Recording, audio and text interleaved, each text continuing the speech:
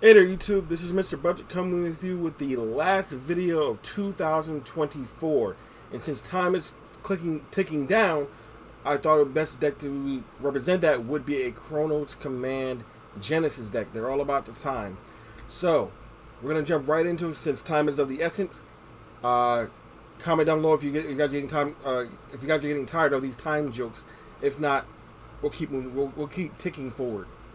So, this is Chronoscommand. This is what I came up with a few tweaks here and there from the last deck profile a long time ago. But since we're getting a brand new Chronoscommand coming out in D series for Chronojet, which is not a Chronojet Pacific Stride, you don't need to have the Chronojet Heart card to make it work. So, this is preparation for next year when that card does come out. But for right now, this is what I came up with for the Chronoscommand Grade 4 in-deck version of the deck. He is the boss unit. He's what you want to end on after your first Grade 3 turn.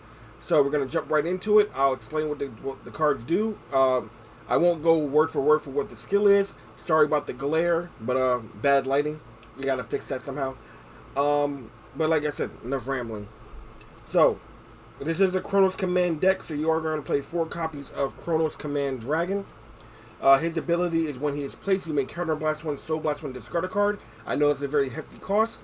You return all of your rear guards to the bottom of your deck. That, again, not decking out. Then look at the top 5 cards of your deck. Call as many units as you like, whatever. Everything else goes back to the deck and then shuffle. Then he gets the ability, if he hits, you get to shuffle all of your opponent's rear guards to the bottom of their deck. So this is a basis of Chronoscommand. You want to bot deck things. Things will trigger when things get bot decked and go from there. So that is 3 copies of Chronoscommand. This is our boss unit. Now the reason why he is our boss unit because the way that this deck is played, you are going to end on Chronoscommand and he will stay your Vanguard. Next we play 3 copies of our Grade 3s. Lost Legend. We do not play Chronojet because I don't like Chronojet, so I chose Lost Legend. He also has the ability to pseudo stride in the main phase into the Grade 4 from the deck, so that way if you're going first, this is how you get this is how you build your board, build your pressure. If you're going second, there's a stride that also helps you do that. We'll get into it when we get to the strides. Now from D series, we're also playing 3 copies of Hideous Cycle Dragon. Now the reason why we're playing this is that this deck lacks Soul. A lot of the cards Soul Blast, so this is another way to get cards in Soul. This is a good card to time it into. At the basis, it can become a 23k beater. Its effect is when it attacks, you Soul Charge 2 cards. For every trigger revealed, you put those triggers to the bottom of the deck, and then he gets plus 5k for each trigger return. So at max, he can hit for 23. On a Force marker, Force 1 marker, he can hit for a basis of 33 or higher. So those are all of our Grade 3s. Going into our Grade 2s, we play 4 copies of Steam Gutter Zydard. Zydard is a special unit in this deck, because alongside him and 2 other cards, one in the main deck, one in the G zone, we have a Denial Griffin play. His ability is when placed on a rear guard from anywhere, you may Soul Blast 1 and discard 1 card, draw 1 card, and then whatever the grade is, the card that you discarded for his skill, you may choose a rear guard on your opponent's side of the board equal or less than that unit's grade and retire it. His other rear guard ability is that when he swings, if you rolled a Grade 4, either rolled or stride, does count, you get to Soul Charge 1 when he attacks. We're not really caring about that.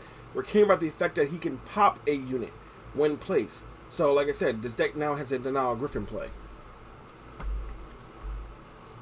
Going into our next Grade 2, we play 4 copies of Brilliant Gunfire Colossus. Gunfire Colossus is here to do 2 things. Well, 1 thing specifically. Get us countercharge with an on-hit to the Vanguard. But the other caveat to this card is that your opponents know that and they don't want it to happen, so they waste cards on guarding it. So if you're able to do the going first, the Lost Legend into Chronoscommand, back into Lost Legend, you're giving yourself 2 Force 1 markers that you can put on rearguard and then put Colossus on there, so that way at minimum he's swinging for 30 with an on hit. But if your Grade 4 unit calls him, you can counterblast 1, draw a card, and get additional plus 5k. So at minimum he's swinging for 35 with an on hit. And you have ways to multi-attack in his deck to have him attack more than 1 time, so you have more than 1 opportunity to get that counter charge. Last but not least, we're playing 4 copies of Servant Falkisha. The reason why we're playing her is because we have grade 4s in our deck. The max, this maxes her out to almost max potential. The max potential will be 11k rear guard into soul for 55k power on her, but in this deck you can get a minimum max of 20k power on her, making her a 30k beater by herself, also filling your soul. Alright, going into the grade 1s, we're playing a lot of G-era cards. We're playing 4 copies of Progress Second Dragon. This is a part of our Denial Griffin play. His ability says, Generation Break 1, when your opponent's rear guards are put to the bottom of their deck, you may time leap this card. So you may go +1, making him into a Zyard. And then on your opponent's turn, Zyard effect will trigger, allowing you to pop a card. So you get rid of 2 cards. One that you get rid of prior to having his skill activate, and then Zyard popping another card. So that's basically all he's here for. And he has a time leap ability. Next, we're playing 4 copies of Steam Maiden Danish. Danish also has the ability that when placed from anywhere, you may bot deck one of your opponent's cards. So this allows you to trigger press during your turn, which a G-Zone unit allows you to do it on your opponent's turn. And last but not least, one of the staples of any Gear Chronicle deck, we're playing 4 copies of Lost Gear Dog 8. This allows you to find your grade 3s, allows you to set up anything you need, and you also can pitch them for a grade 3 whenever. So skills like Zyard, you can pitch them for a grade 3 and pop anything. Those are all of our grade 1s. You do notice that we're not playing a copy of Element Centauria. You may play it if you like. I just don't have any extra copies for this deck. Grade 0s, of course, we're playing 1 starter. We're playing the 1 starter that I believe belongs with this deck. We're playing Primordial Draco Kid. We're playing the Dark States Overtrigger, just for because it's a Dark States deck. 2 copies of Uritar. Uritar is a draw engine in this deck. Allows us to send cards from our hand, like Zyard or other things, or triggers back to the bottom deck whenever he's bound. 2 copies of Going to Soul crits. 3 copies of Stride crits. Again, you have a lot of Stride fodder in this deck. 4 draw PGs. And 4 grade 3 heal triggers. So that's basically standard at this point. So that is the main deck of Chronoscommand. We're going to go into the G-Zone and talk about that a little bit and how that works out. So we're playing 1 copy of Interdimensional Dragon, Grog Dragon. This card has the ability, at the end of the battle it attacked, you may counterblast 1, bind 4 of your rear guards. Choose a grade 3 or higher unit from your hand or deck and write it as stand. And send this card back into the G-Zone by flipping up another card in your G-Zone. So this activates Generation Break 2 and also allows you to ride things like Chronoscommand Dragon. So you will build a board with this, attack, wipe the board away, rewrite into Chronoscommand as the new Vanguard, pay its cost, build another board, and swing. So you get 2 full board swings. This takes a minimum of Counterblast 2 to perform this skill. So you need to keep your Counterblast open before you get here.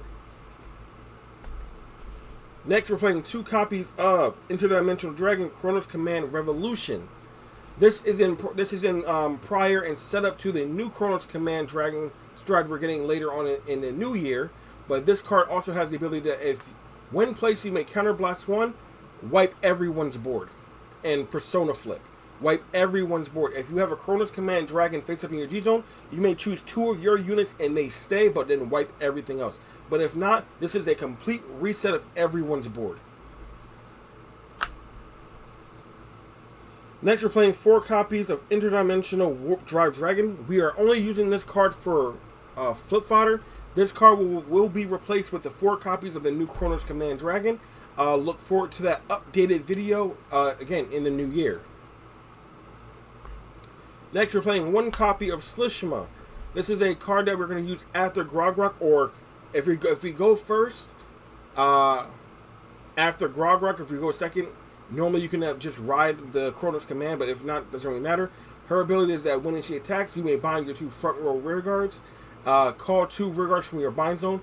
After Grogrok, your bind zone should be full of cards, and those units get plus 10k. So that she allows you to double dip on your front row rear guard attacks that have on place abilities and things like that nature.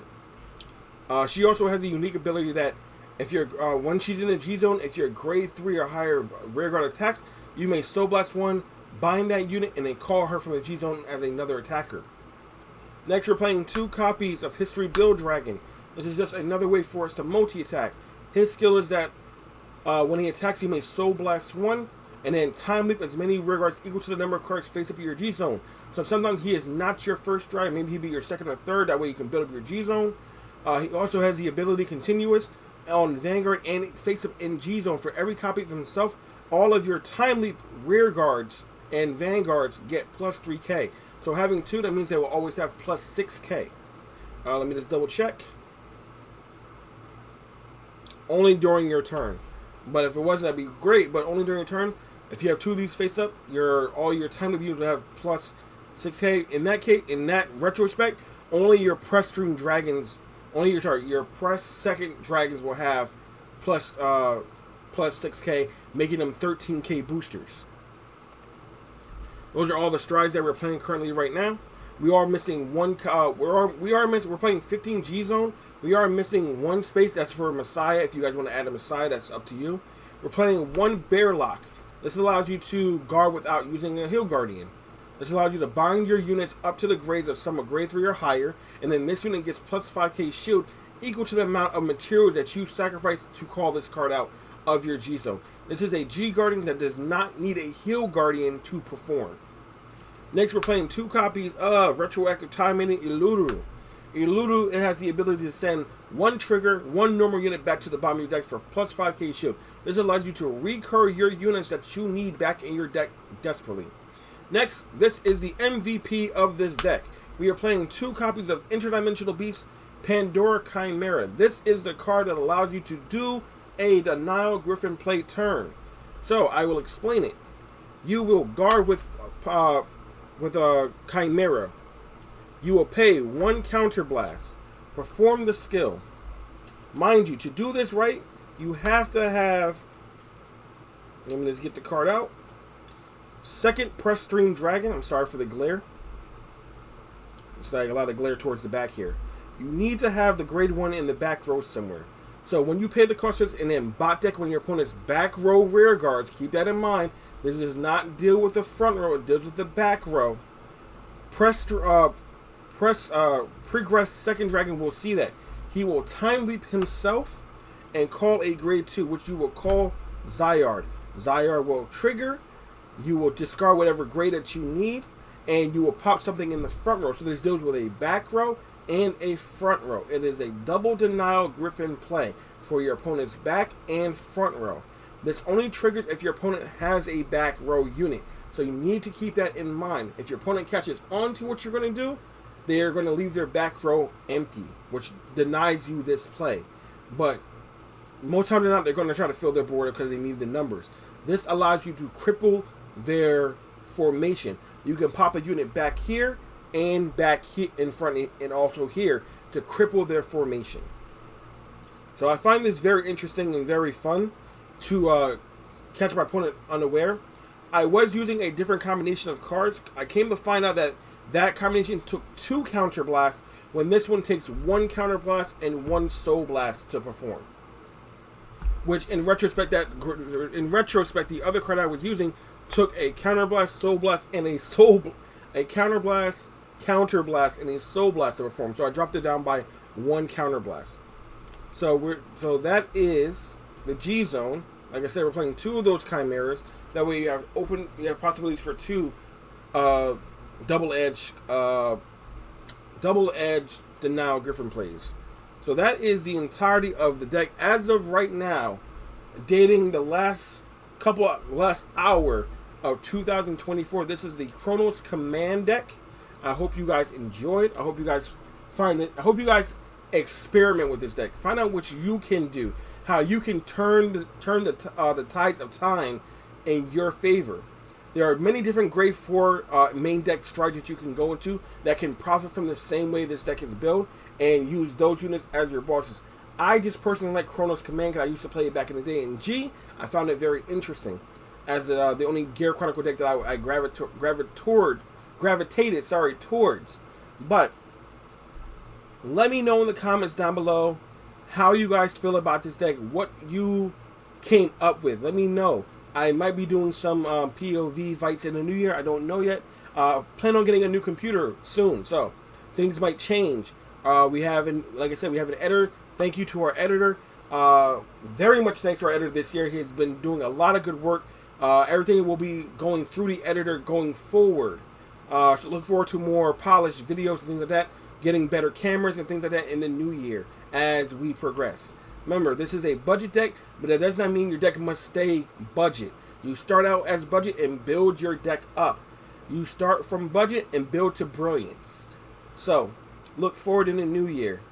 I've been saying this so much, but Happy New Year to all. May you all be safe, healthy in the new year. May all your aspirations come true.